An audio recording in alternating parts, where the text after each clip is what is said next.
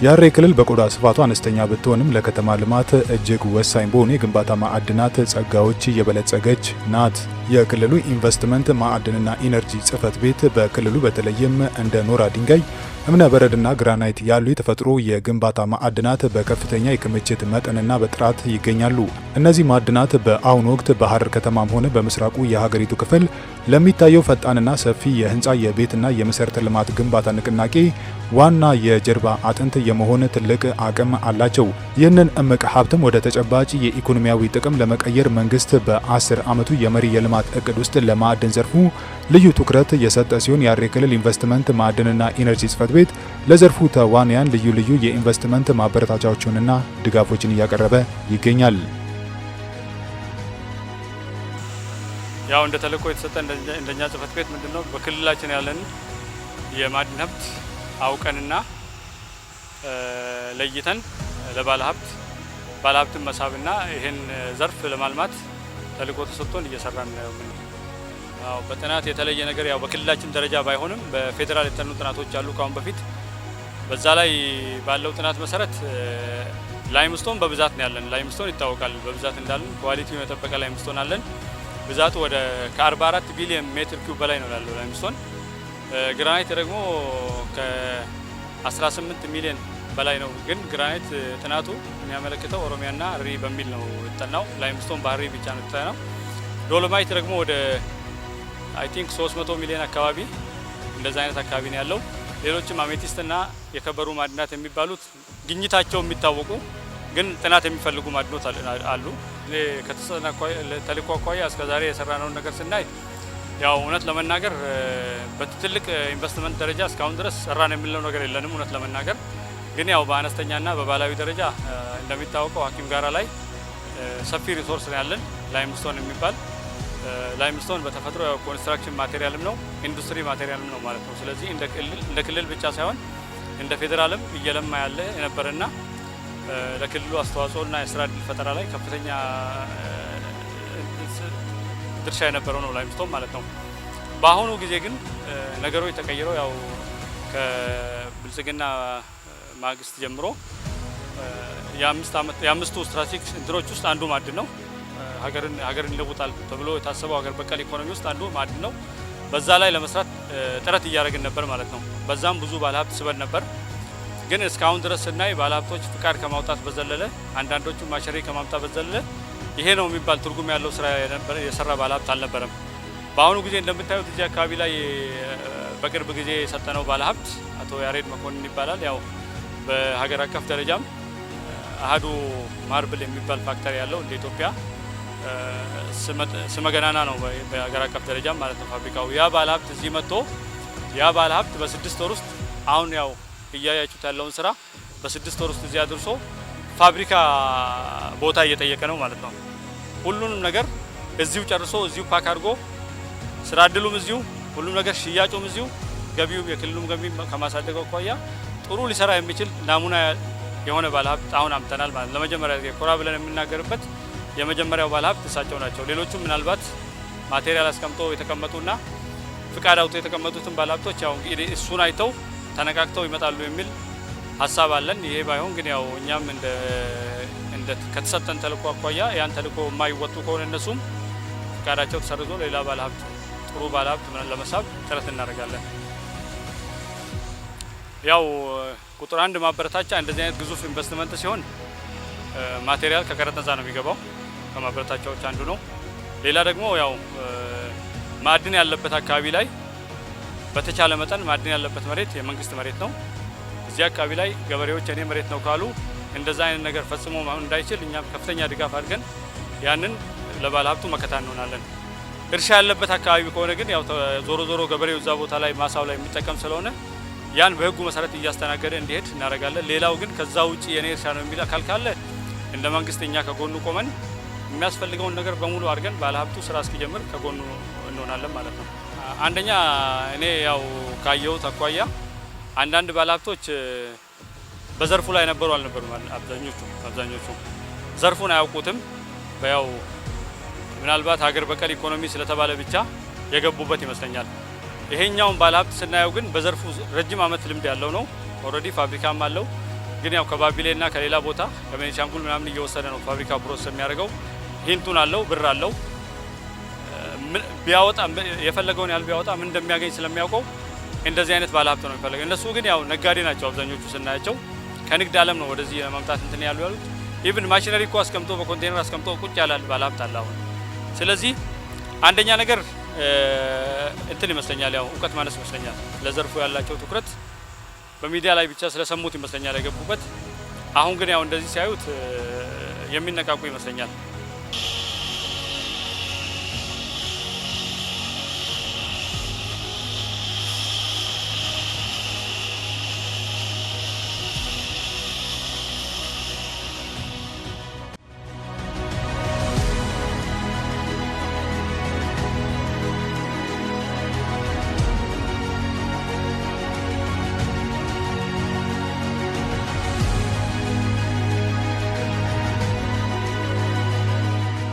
በሐሬ ክልል በግንባታ ማዕድን ልማት ዘርፍ ከተሰማሩ ቀዳሚና ተስፋ ሰጪ ተቋማት መካከል የያሬድ መኮንን ግራናይት ድርጅት አንዱና ዋነኛው ነው። በሐሬ ክልል በግንባታ ማዕድን ልማት ዘርፍ ከተሰማሩ ቀዳሚና ተስፋ ሰጪ ተቋማት መካከል የያሬድ መኮንን ግራናይት ድርጅት አንዱና ዋነኛው ነው። በአሁኑ ወቅት የዝግጅት ምዕራፎችን እያጠናቀቀ የሚገኘው የድርጅት ሙሉ በሙሉ ወደ ምርት ማምረት ሲገባ በቀን ከ2000 እስከ 2500 ካሬ ሜትር ግራናይት የማምረት ግዙፍ አቅም ይኖረዋል። ይህም የማምረት አቅም በሐረርና በአካባቢዋ ላሉ ህንፃዎች ግንባታ የሚሆኑ ምርቶችን በሀገር ውስጥ ለመተካት የሚያስችል ሲሆን ፍላጎቱን አሟልቶ የተረፈውን ምርት ለውጭ ገበያ በማቅረብ ለሀገር የውጭ ምንዛሪ ለማስገኘት ትልቅ ራዕይ ሰንቆ እየተንቀሳቀሰ ይገኛል። አሁን እንደ አጠቃላይ የተጠኑ ጥናቶች አሉ። እኛም ከተለያየ ቦታ ባለሙያ ከውጭም እስከ ማምጣትና እስከ ማስጠናት ድረስ ደርሰናል። ስለዚህ ያው በዛ ጥናት ላይ ተመርኩዘን ያለውን ነገር እዚህ ቦታ ላይ እስከ መስፈር ድረስ ደርሰን ያው ወደ ስራ ገብተናል ማለት ነው። አሁን ያለው አንዳንድ የሚያልቁ ጉዳዮች አሉ በፕሮሰስ ላይ ያሉ ማለት ነው። እነዛ አልቀው ሙሉ በሙሉ ወደ ስራ ከገባንና ወደ ፋብሪካው ከዞረ ሙሉ በሙሉ እኛ ከ2000 እስከ 2500 በቀን ካሬ በቀን 2000 ከ2000 እስከ 2500 ካሬ ለማምረት ነው ዝግጅታችን። አሁን ከሌላው ቦታ በተሻለ ነው ተዘጋጅቶ የገባውና ድርጅቱ አቅሙ በጣም ሀይ ነው። ኢትዮጵያ ውስጥ ያሉትን እንዳውም አቅሙን የሚችሉት አይመስለኝም። ያው ማጋነንም እንዳይሆንብኝ ያው እስከ ኤክስፖርት ድረስ ታስቧልና ሙሉ በሙሉ ይሄ ፈንክሽናል ከሆነና አንዳንድ የቀሩ ነገሮች ካለቁ እስከ ኤክስፖርት ድረስ አስበናል። ስለዚህ አቅሙ ሀይ ነው ለማለት ፈልጌ።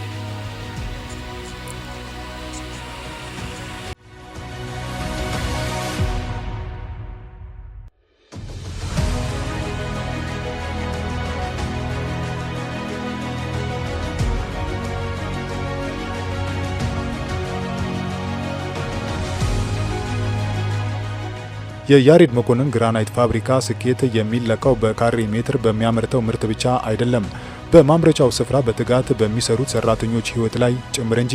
ድርጅቱ በአሁኑ ወቅት 100 ለሚሆኑ የአካባቢው ነዋሪዎች ቋሚና ጊዜያዊ የስራ ዕድል መፍጠር ችሏል። ከነዚህ ተጠቃሚ ወጣቶች መካከልም አንዱ በድሪ አብዱሰላም ነው።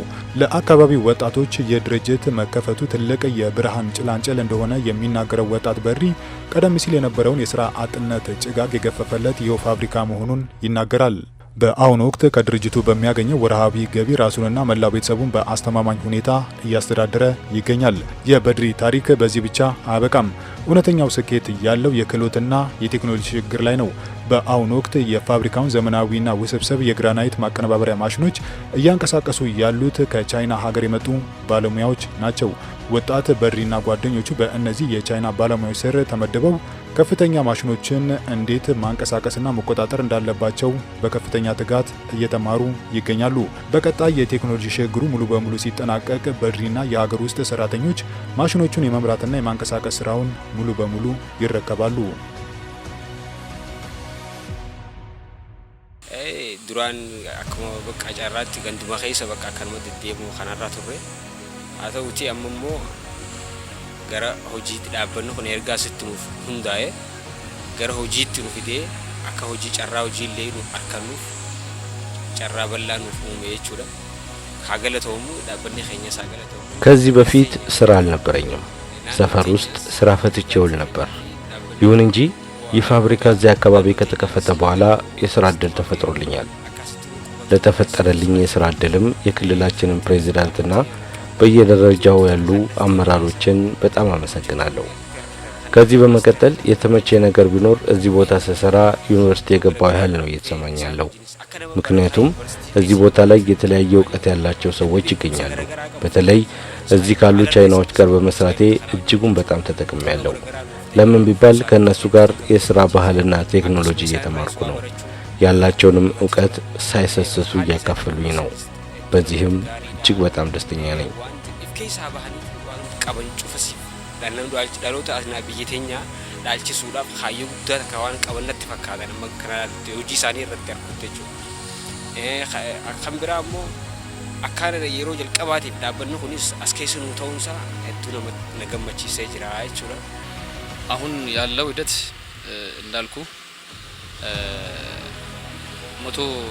ለመቶ የሚሆኑ ስራጥ ወጣቶች የስራ እድል ፈጥሯል ከዚህ ከመቶ ደግሞ 50ው በጊዜያዊነት 50ው ደግሞ በቋሚነት የስራ እድል ፈጥረና ያለነው ከዚህ በተሻለ ያው ስራዎቹ ሙሉ በሙሉ ሲጠናቀቁ በስራ ሂደት ያያየን የምንቀጥራቸው ይኖራሉ ያው በአጠቃላይ የአካባቢው ሰው የአካባቢው ስራጥ ወይም የአካባቢው ሰው ያው በዚህ ስራ ውጤታማ ይሆናል ብዬ ነው ማስበው አሁን የልክነ ቻይኖች ነው ያሉት በእኛ ሀገር ብዙም ያልተለመዱ ማሽኖች ናቸው ግን እያደረግን ያለነው ከሌላ ቦታ ፋብሪካ ላይ ማሽን ላይ እየሰሩ ያሉ ቶሎ ይሄንን ልምድ ከነሱ ወስደው ሊዙ የሚችሉና የአካባቢውን ሰውንም ጨመር አድርገን ከነሱ ዕውቀት ሼር ለማድረግ ያው ሁልጊዜ እነሱ ይኖራሉ ማለት ሳይሆን ከነሱ ዕውቀት ሼር ለማድረግ ነው እነሱንም አምጥተን ከነዛ ልጆቻችን ደግሞ ከስራቸው እየለመዱ የሚሄዱበት መንገድ ይሄ ደግሞ ምንድነው የሚሆነው በዴይሊ የምንከታተልበት መንገዶች አሉ ልጆቻችን ምን ያህል ከነሱ እየወሰዱ ነው የሚለው የምንከታተልበት በቅቷል አልበቃም የሚለው ነገር የምናይበት ራሱ የሆነ ስትራቴጂ ነድፈን በዛ መሰረት እየሄድን ያለነው አሁን እኛም ፍቃድ ስንሰጥ ባለሀብቶች እዚህ ሲያርፉ እንደዚህ አይነት ፕሮጀክቶች ሲያርፉ ማለት ነው ቅድሚያ ለአካባቢ ተወላጆች ትኩረት ሰጥተው ለነሱ ስራ እድል እንዲፈጥሩ ነው ኢቭን እዚህ አካባቢ ላይ ካሳ የተከፈላቸው ሰዎች አሉ እርሻ ባለቤቶች ማለት ነው እነሱ ራሱ ካሳ ተከፍሏቸው ራሳቸው ስራ እድል ያገኙበት ሁኔታ ነው ውስጥ ያለው ሁሉም በሚችለው እንትን ዘበኛም የተቀጠራለ እዚህ ጋር ኦን ጆብ ትሬኒንግ ተቀጥረው ማለት ነው ሰራተኞችን እዚህ ማናገር ይቻላል እዚሁ ስራ እድል ተፈጥሮላቸው እዚሁ ከውጭ ሀገር ከመጡ ቻይኖች ጋር ስራ ልምድ እየወሰዱ ቴክኖሎጂ ሽግግር እያደረጉ ስለሆነ በተግባርም ያለ ነገር እያደረጉ ነው እኛም ያው ትኩረታችን ነው ማለት ነው እሱ ነገር ያው እንደ ውጭ ሀገር ዜጋም ወደ 8 ቻይኖች ነው እዚህ ያሉት እንኳን እኛም ብቻ አለም ከቻይና መጥቷል ማለት ነው እንኳን እዚህ ያለው ስራ አይደለም እዚህ ግድ ነው እኛም እንደ ቢሮ ጫና እናደርጋለን ቀጣይ ላይ ፋብሪካ እንትን ሲልም ኦሬዲ ወጣቶች የተደራጁ አሉ አሁን ራሱ ተደራጅቶ እየተጠበቁ ያሉ ስራ እድል እነሱንም ባሳተፈ መልኩ እንዲሆን ቅድሚያ እንዲሰጥ ባለሀብቱን ፍላጎት አለው ከሌላ ቦታ ከማምጣት ማለት ነው እኛም የትኩረት አቅጣጫችን ነው ማለት ነው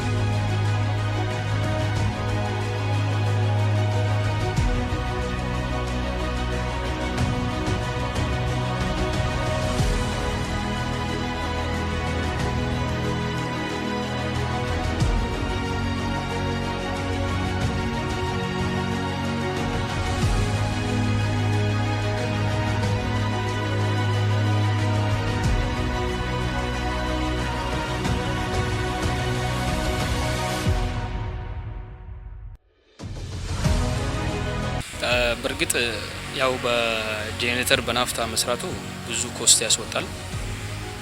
ነገር ግን የክልሉ መብራት ኃይል ጋር እንደዚሁም አስፈላጊ የሆኑ ሰዎች ጋር እየተነጋገርን ነው። እሱ በቅርብ የሚፈታ ይሆናል። ሌላ የውሃ ጉዳይ ነው። እሱም እየተፈታ ያለ ያው በክልሉ እንዳልኩ እገዛ ክትትል አንዳንድ አሁን እየታዩ ያሉ ነገሮች እየተፈቱ ነው ያሉት። በቅርብ ቀን የሚፈቱ ነገሮች ናቸው። ያው ኮስት ቢኖረውም ግን ላለመቆም እየሰራን ያንን ነገር እየጨረስን ያለ ነውና እሱም መንገዱን ይዟል። ይሄ እውነት ነው ያልከው ነገር። ሌላ ክልል ላይ ስታየው ኢንቨስትመንቶች አንድ አካባቢ እንዲመጡ ከታሰብ ምንድነው መብራትና ውሃ ምናምን ኢንፍራስትራክቸሮች ነገሮችን መንግስት ነው እንትን የሚያደርገው። እዚህ አካባቢ ላይ ግን ያን አልተሰራም። እዚህ ጋር ምናልባት እኛ ክልል ላይ ኢንዱስትሪ ዞን ላይ ነው ተሞክሮ ያለው ነገር ወደፊት መስፋፋት አለበት ብዬ አስባለሁ። ሁሉም አካባቢ ሪሶርሶች በተለይ ሀብቶች የተፈጥሮ ሀብት ያለበት አካባቢ ላይ መብራት መዳረስ አለበት ብዬ አስባለሁ። ይሄ ባለ ሀብት ልዩ የሚያደርገው ምንድነው ውሃና መብራት እዚህ አካባቢ ላይ ችግር አለ፣ የታወቀ ነው።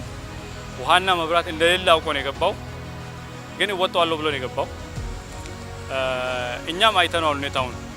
ሰውየው ያለውን ቃል ነው እያደረገ ያለው። ምን ለማለት ፈልጌ ነው? ውሃ አጣው ብሎ አልተቀመጠም። ውሃ ክልሉ መፍትሄ እስኪያደርግለት ድረስ ወይም ቋሚ ውሃ እስኪያገኝ ድረስ ቦቴ ገዝቶ በቦቴ እያመላለሰ ነው እንደምታዩት ማለት ነው። ቢርካዎች ሰርቶ እዛ ቢርካዎች ውስጥ ሪሳይክል ነው የሚደረገው ማለት ነው። እንደዛም ሆኖ የክልሉ መንግስት የዚህም ባለሀብት ጥረት አይቶ የውሃ ሪግ እንዲገባለት አድርጎ ቁፋሮ ተጀምሯል፣ በክልሉ መንግስት ድጋፍ ማለት ነው። ያው እኛም ጮኸናል መጮህ ያለብን ቦታ ላይ። መብራት ኃይልም እንደዛው። መብራት ኃይል ያው ከክልሉ ትንሽ አቅም በላይ ስለሆነ ፕሬዚዳንቱም ገብተውበት ፕሬዚዳንቱም የተቻለውን ነገር አግዘን መብራትም እንድታገኝ እናደርጋለን የሚል ነገር ቃል ገብቶለታል። እኛ እንደ ቢሮ ማድረግ ያለብንም መጮህ ያለብን ቦታ ሁሌ ጮኸናል ማለት ነው።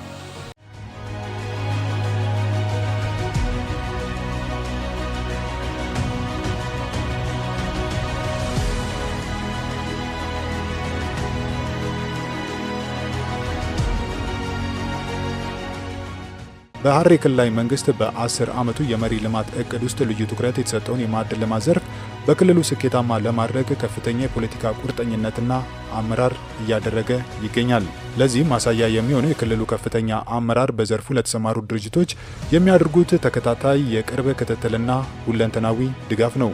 ይህ የአመራሩ የቅርብ ክትትልና የመስክ ምልከታ ኢንቨስትመንቱ በታቀደለት ፍጥነትና ጥራት እንዲጓዝ ትልቅ አቅም ሆኗል። ይህ የአመራሩ ቁርጠኝነት በባለሀብቱና በአስተዳደሩ መካከል ጠንካራ መተማመን የፈጠረ ሲሆን ሌሎች አምራች ኢንዱስትሪዎችም ክልሉ ሳቢና ምቹ የኢንቨስትመንት መዳረሻ እንዲሆን የበኩሉን አስተዋጽኦ እያበረከተ ይገኛል። አሁን ከሚመለከታቸው አካላት ጋር ጥሩ ግንኙነት፣ ጥሩ ሪሌሽን ያለው በዛው መሰረት ያው እያለቁ ያሉ ነገሮች አሉ። ችግሮች ሳይሆን ይሄ ነገር በቃ ቶሎ እንዲፋጠንልና አሁን የጀመርናቸው ነገሮች አሉ። እነሱ ያው ቶሎ ተፋጥነው ሙሉ በሙሉ ወደ ስራ እንድንገማ ማለት ነው ቢደረጉልን የተሻለ ነው የሚሆነው። ሌላው በእውነት አሁንም ደግሜ ላመሰግናቸው ፈልጋለሁ።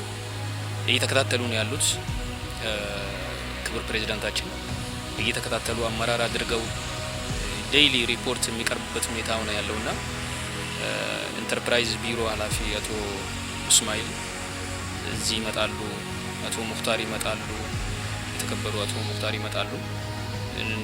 ሌሎችም ያው አመራሮች እየመጡ እያዩ ከንዑስ ቀበሌ ጀምሮ የማይመጣ ሰው የለም። እዚያው መጥተው ያያሉ፣ ምን እናግዛችሁ ይላሉ። በቃ ስለዚህ ብዙም እንደዚህ ችግሮች የሉብንም። ያለውን ነገር ግን ያው ቅድም እንደነገርኩ በሂደት እየተፈቱ ያሉ ነገሮች አሉ። ፕሮሰስ ይፈልጋል። አሁን ውሃ ለማውጣት በአንድ ጊዜ በአንድ ቀን አይሆንም። እሱ ጉርጓዱ ምናምን እስኪቆፈር ምን እስኪል መስመር ዝርጋታ ምናምን ይኖራል። ስለዚህ በዛ መሰረት ያው እየሄድንበት ያለ ሁኔታዎች አሉ። ጥሩ ነው።